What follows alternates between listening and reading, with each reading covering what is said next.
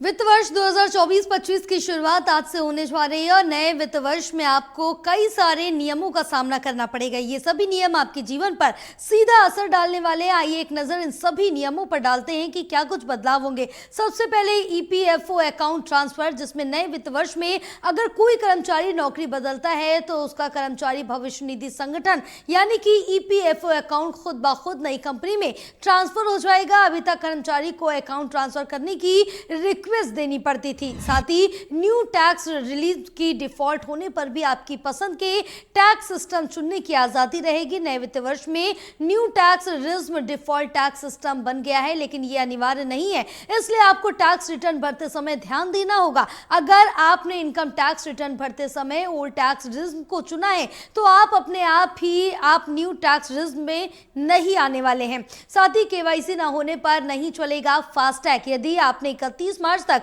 FASTag KYC को update नहीं किया था तो टोल पेमेंट मुश्किल हो जाएगा। आपके फास्टैग को आज से निष्क्रिय कर दिया जाएगा। एनपीएस अकाउंट लॉगिंग रूल क्या कुछ है ये भी बताते हैं। जहां एनपीएस अकाउंट में लॉगिन के नियम आज से बदल गए हैं। अब आपको एनपीएस अकाउंट में लॉगिन करने के लिए आईडी पासवर्ड के साथ ही आधार से जुड़े मोबाइल नंबर पर आए ओटीपी को भी दर्ज करना होगा। SBI debit card maintenance fees भी बढ़ा दी गई है। साथ ही एसबीआई डेबिट कार्ड की सालाना मेंटेनेंस फीस आज से बढ़ गई है और एसबीआई क्रेडिट कार्ड से रेंट पेमेंट करने पर मिलने वाले रिवॉर्ड पॉइंट भी आज से नहीं मिलेंगे।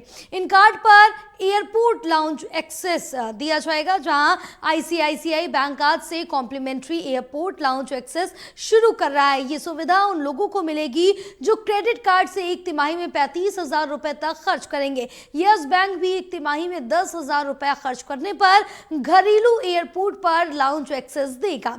इंश्योरेंस पॉलिसी सरेंडर के नियम क्या कुछ है ये भी बता दें। जहां आज से ही इंश्योरेंस पॉलिसी सरेंडर करने के नियम भी बदल गए हैं। अब सरेंडर वैल्यू इस बात पर भी निर्भर करेगी कि आपने कितने सालों में पॉलिसी को सरेंडर किया।